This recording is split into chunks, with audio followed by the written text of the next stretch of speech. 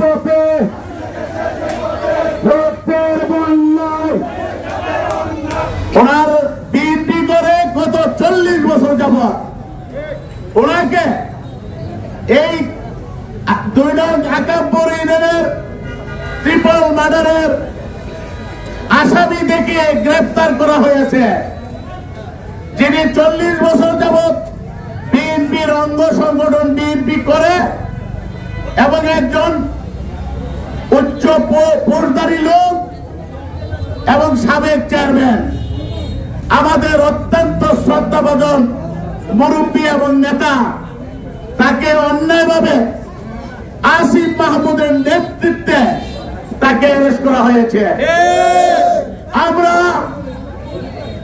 এটার তীব্র প্রতিবাদ ও নিন্দা জানাই।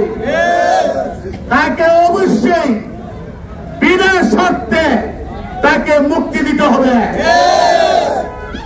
আমরা বলতে চাচ্ছি, এটা আমার কাজেও আসছে, আমরা নাকি উশৃঙ্খল বক্তব্য রাখি।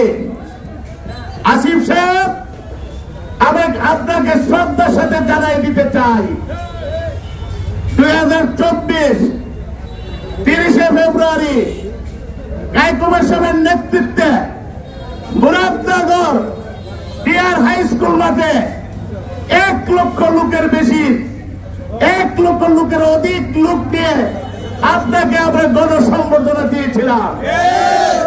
আপনার কি মনে পড়ে না? কাজে আমাদের নেতার মধ্যে হিংসা নিন্দা নাই। আপনি খুব সহসা দায়িত্ব পেয়ে হিংসাত্মক দিকে চলে গেছেন। আপনার ভিতরে টাকার মোহ এবং ক্ষমতার লোভ চলে আসছে। জনগণের ক্ষমতা নিতে হলে জনগণের ভালোবাসা লাগবে। গায়কওয়াড় সাহেব গত 40 বছর মানুষের সেবা করে আজ মুরাদনগরের জনগণের মানুষের ভিতরে ঢুকেছে।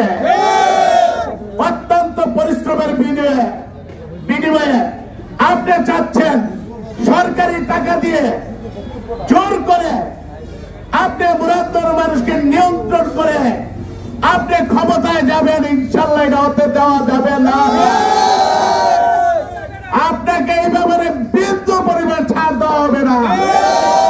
30 তারিখে আপনার এনসিপি যে মিছিল করেছেন, প্রত্যেকটা মিছিলে আপনার আওয়ামী লীগের লোকজনকে নিয়ে, আওয়ামী লীগ নেতৃবৃন্দকে নিয়ে, আওয়ামী লীগের পদ্মার নেতাকে নিয়ে আপনি যে মিছিল করেছেন, বিক্ষোভ করেছেন, সেই বিক্ষোভ থেকে আমাদের ছাত্রদলের পূর্ব ঘোষিত প্রোগ্রাম ছিল, সেই প্রোগ্রামকে বানচাল করার জন্য এবং আমাদের বিএনপি নেতৃবৃন্দকে মিথ্যাভাবে নির্মূল মামলা দেওয়ার জন্য যে নির্নকশা তৈরি করে আওয়ামী লীগ নেতৃত্ব থেকে মিছিল করেছেন।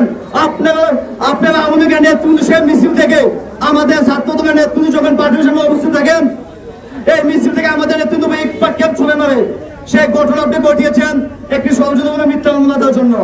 আপনি মামলা কয়টা দিবেন? এই স্বৈরাচারী সরকার হাসিনা আমাদের বহুত মামলা দিয়েছেন, কিন্তু মামলা দিয়ে আমাদের জাতীয়তাবাদী দলের সৈনিকদেরকে, শহীদ জিয়ার সৈনিকদেরকে, কাইকুয়ার দাদার সৈনিকদেরকে দামিয়ে রাখতে পারে নাই। ঠিক তেমনি আপনি আসিফ মাহমুদও যত মামলা হামলা দেন না কেন আমাদেরকে দামিয়ে রাখতে পারবেন না। আপনি আমাদেরকে ভয় ভীতি দেখাবেন না, মরণে ভয় আপনি আমাদের দেখাবেন না।